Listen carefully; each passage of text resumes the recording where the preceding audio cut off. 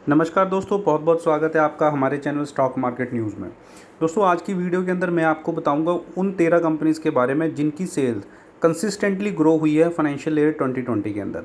तो आपको ऐसी कंपनियों के अंदर ज़रूर नज़र बनाए रखनी चाहिए, क्योंकि हमें पता है कि किसी भी कंपनी की अगर सेल्स इंक्रीज़ होती है तो उसकी सेल से डेफिनेटली उसका मुनाफा बढ़ता है, और अगर मुनाफा बढ़ेगा तो आपका शेयर प्राइस डेफिनेटली बढ़ेगा और आपका भी मुनाफा साथ साथ बढ़ेगा। तो जानते हैं ऐसी कौन सी वो 13 कंपनीज़ हैं जिनकी सेल जो है वो कंसिस्टेंटली ग्रो हुई है फाइनेंशियल ईयर 2020 के अंदर। तो यहाँ पे हम जानते हैं, सबसे पहली है हमारे पास इंडिया मार्ट। अगर इंडिया मार्ट की हम बात करें तो इनका शेयर प्राइस जो है वो लास्ट ईयर 64% तक राइज हुआ है। और अगर हम इनकी सेल्स देखेंगे क्वार्टर वाइज, तो पहले क्वार्टर में इनकी सेल्स 144 करोड़, दूसरे क्वार्टर में 153 करोड़, तीसरे क्वार्टर में 161 करोड़ और फोर्थ क्वार्टर में 166 करोड़। तो यहाँ से हमें पता लग रहा है कि कंसिस्टेंटली ग्रोइंग है इंडिया मार्ट। तो यहाँ पे हमें पैसा इन्वेस्ट डेफिनेटली करना चाहिए। दूसरी अगर हम बात करें तो वो है भारती एयरटेल, और भारती एयरटेल किसी इंट्रोडक्शन की मोहताज नहीं है। हमें सभी पता है कि टेलीकॉम इंडस्ट्री के अंदर सिर्फ दो ही कॉम्पिटिटर अभी बचे हैं, जियो और एयरटेल। वोडाफोन आइडिया तो हमें पता है कि ऑलरेडी क्राइसिस में है और वो ऑलरेडी जद्दोजहद कर रहे हैं। और अगर हम यूज़र बेस की भी बात करें तो वोडाफोन का यूज़र बेस काफ़ी कम हुआ है। जब अगस्त 2018 में इनका मर्जर हुआ था तो इनका यूज़र बेस करीब 480 मिलियन था, जो कि जियो और एयरटेल से कहीं ज़्यादा था। लेकिन इस साल मार्च क्वार्टर 2020 तक आते आते इनका काफ़ी सारा जो यूज़र बेस है वो यहाँ से टूट चुका है। तो यहाँ से अगर हम एयरटेल की स्टॉक प्राइस की बात करें तो वो भी करीब 57% यहाँ से राइज हुआ है। और अगर हम फर्स्ट क्वार्टर की बात करें तो फर्स्ट क्वार्टर में इनकी सेल थी 833 करोड़। और जनवरी क्वार्टर्स में अगर हम फोर्थ क्वार्टर की बात करें तो उसमें इनकी सेल्स बढ़ के हो गई है 14,991 करोड़ की। और उसके अलावा अगर हम तीसरी कंपनी की ओर चलें तो थर्ड कंपनी है हमारे पास टेस्टी बाइट्स।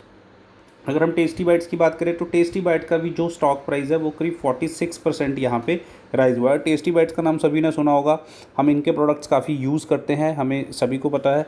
और इनका भी जो ग्रोथ है आप देखेंगे, फर्स्ट क्वार्टर में इनकी जो सेल्स थी वो करीब 91 करोड़ की थी, और मार्च 2020 तक इनकी जो सेल्स है वो करीब 115 करोड़ तक पहुंच चुकी है। और इनका शेयर प्राइस भी 46% जो है वो लास्ट ईयर के कंपैरिजन काफ़ी बड़ा है। अगली कंपनी की बात करें तो वो है हमारे पास हाथवे केबल्स। हमें पता है ये ब्रॉडबैंड और डिजिटल केबल के अंदर काम करती है, काफ़ी अग्रेसिव कंपनी है और फंडामेंटली काफ़ी स्ट्रॉन्ग है। और इनका शेयर प्राइस भी आप देखेंगे तो 41% तक इनका शेयर प्राइस जो है यहाँ पे राइज हुआ है। और इनकी सेल्स भी देखेंगे तो मार्च 2020 में जो इनकी सेल्स थी वो करीब 151 करोड़ की थी, और जून 2019 में जो सेल्स थी वो करीब 134 करोड़ रुपए की थी।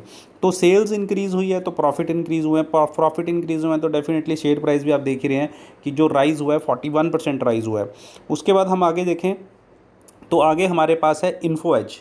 अब इन्फो एज को हम सभी जानते हैं, naukri.com, shaadi.com जैसी जो साइट्स हैं वो इन्हीं की हैं।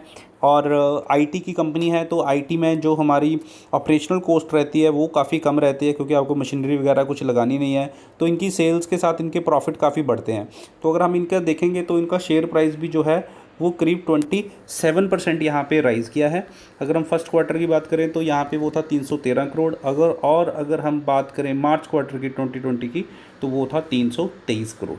तो हमने ये भी देखा कि काफ़ी टाइम से जो था वो अपर सर्किट एक तरह का लगा ही हुआ था इस पर ऊपर। रोज़ाना ये 1-2% अपर जा रहा था। अभी भी 26-27 के आसपास इनका शेयर जो है वो वहाँ पे ट्रेड कर रहा है। अगली कंपनी की बात करें तो अगली हमारे पास है बिरला सॉफ्ट। और बिरला सॉफ्ट की भी देखेंगे तो इनकी भी सेल्स कॉन्टीन्यूस बढ़ रही है।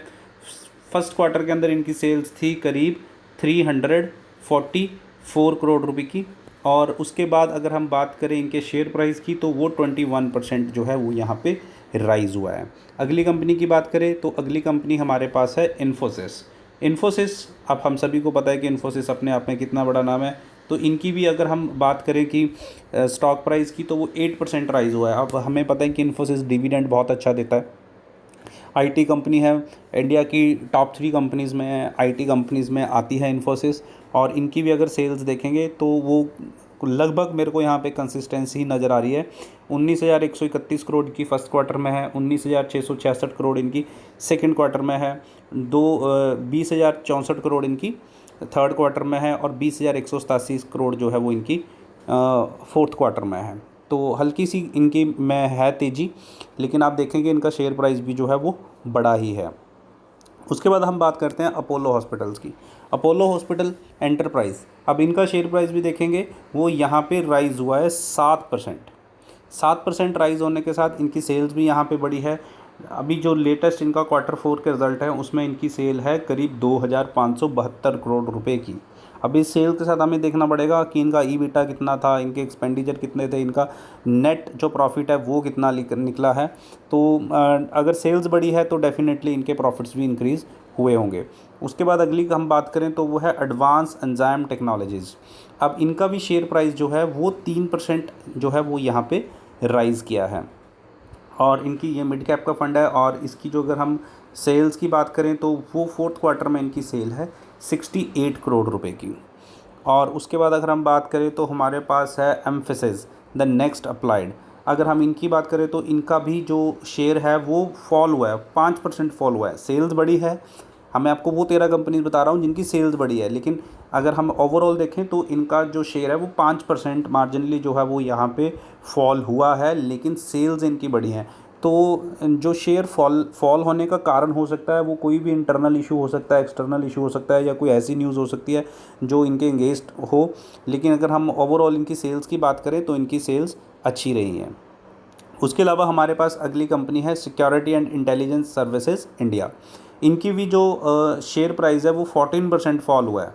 शेयर प्राइस देखिए 14% फॉल हुआ है, लेकिन इनकी सेल्स जो है वो यहाँ पे बढ़ी हैं। फर्स्ट क्वार्टर में 688 करोड़ था और यहाँ पे मार्च क्वार्टर में 786 करोड़ था।